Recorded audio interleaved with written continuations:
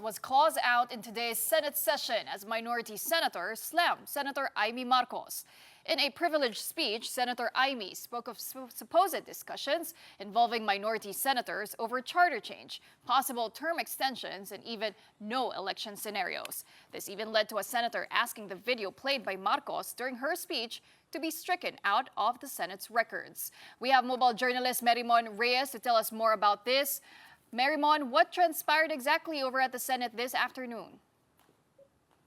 Pauline, ladies, good evening. Instead of the much-awaited interpellation of senators regarding the manifestation and privileged speech of some minority members last week regarding their calls for an in-depth and independent and a more factual investigation regarding the shootout incident here at the Senate weeks ago, what happened earlier at the session was a privileged speech from Senator Amy Marcos and other senators.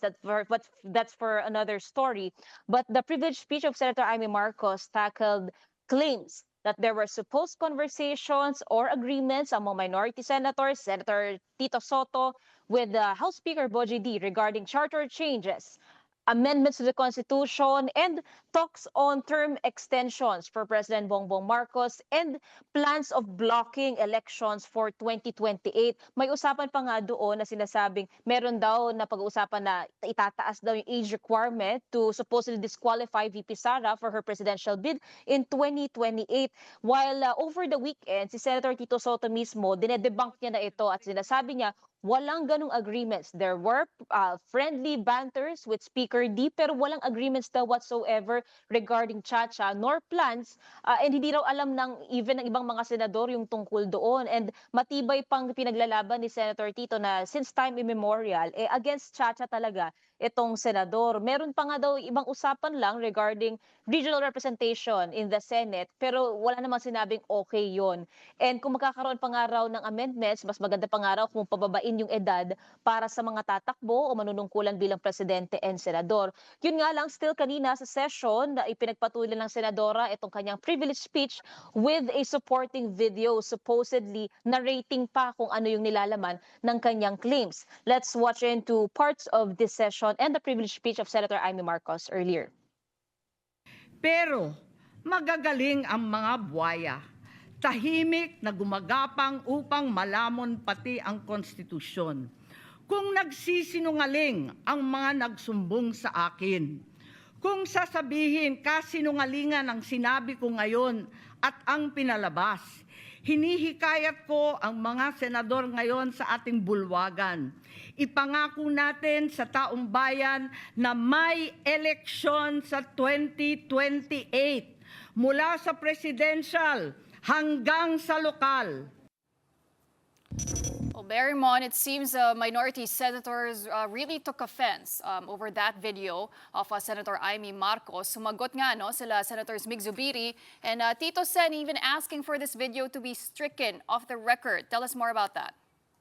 Yes, Pauline, while hindi nagkaroon ng interpellation after ng privileged speech of Senator Amy Marcos, minority senators with Senator Mig Zubiri first in line took to the floor yung kanyang motion to strike it out of the official records of the Senate. They also call this as propaganda. Ang nasabi pa nga ni Senator Mig Zubiri, kung may galit daw, magalit sa gobyerno, magalit daw sa kapatid ni Senatora Amy, pero wag daw idama yung walang kinalaman dito sa mga claim na ito. Also, backed up din ito by Senator Risa Hontiveros, sinasabing fake news yung video and propaganda. And her track record says they are also against Chacha. Matagal din daw nila pinaglalaban yan. Senator Raffy Tulfo also calls the video as how siya. Ngayon lang daw siya nakakita ng ganitong video presentation. And basing sa experience raw sa media for several years, pagka may ganyan daw na expose, yung supporting documentations ay factual, mabigat, pinapakita talaga kung ano yung support ng kinakailangan doon sa claim. Hindi raw yung ganyan na kung ano-ano lang yung napagtagpi-tagpi. And other senators, for example, sila Senator Bam Aquino, even Senator Pring Lacson, they also backed up the motion to strike it off the records. And let's listen in to parts again of this session earlier. I really take offense. I take exception to what was presented. But I don't care about what the other mention or the other things that were mentioned.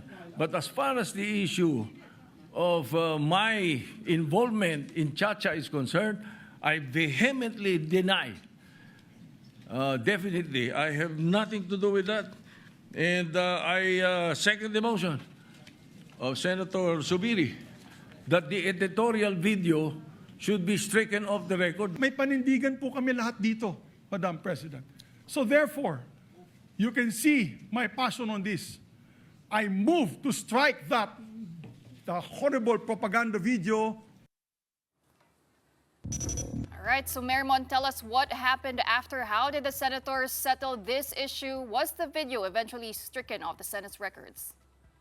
Actually, Pauline, after the minority senators expressed their sentiment regarding the quote-unquote propaganda or editorial video, some members from the majority, Senator Robin Padilla and even Senator Rodante Marcoleta, nilabanan pa nila, ayaw nilang matanggal sa records. Pero ang sinabi nilang, bahala na raw ang mamamayan na nakapanood na tignan at i-process kung ano yung napanood nila. Pero later on, nag-heed din naman itong si Senator Amy Marcos sa call din ni Senate President Alan Peter Cayetano to withdraw her video from the official records of the Senate. Ang sabi nga lang dito ni Senator Amy, basta raw ipangako na walang tsa-tsa, na walang term, na walang term extension na pinag-uusapan at ipangako rin daw na may eleksyon come the year of 2028. Pauline.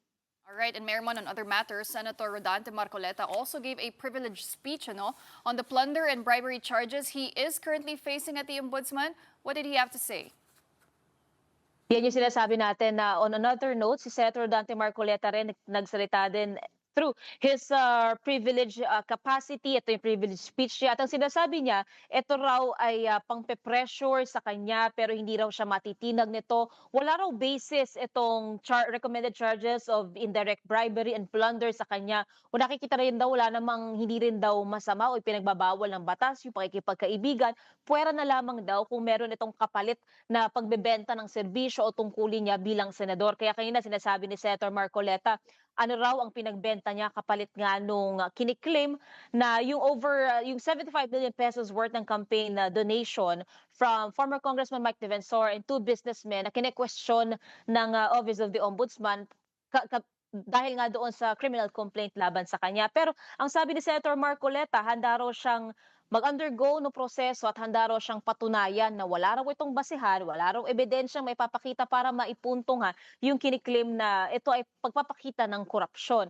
While earlier lang, just about an hour ago, even ang Office of the Ombudsman nag-ask na ito sa Sandigan Bayan ng pag-i-issue ng Precautionary Hold Departure Order or PHDO against Senator Dante Marcoleta, former Congressman Mike Defensor, and yung businessman nga na si Joseph Espiritu and Aristotel Veray. Itong tatlo kasi, on three separate occasions, January of 2025, nakatanggap ng hindi bababa sa 20 million pesos per tao itong si Senator Marcoleta, and dun nabuo yung 75 million pesos worth of campaign donations. We're yet to hear a comment from his camp, pero naunahan na rin ito nung privilege speech niya nga na sinasabing wala raw itong basehan o hindi raw papatunayan niya raw na hindi magpapatuloy o tatayo itong charges laban sa kanya. Pauline. All right, well, thank you very much for your reporting. That was mobile journalist Marimon Reyes.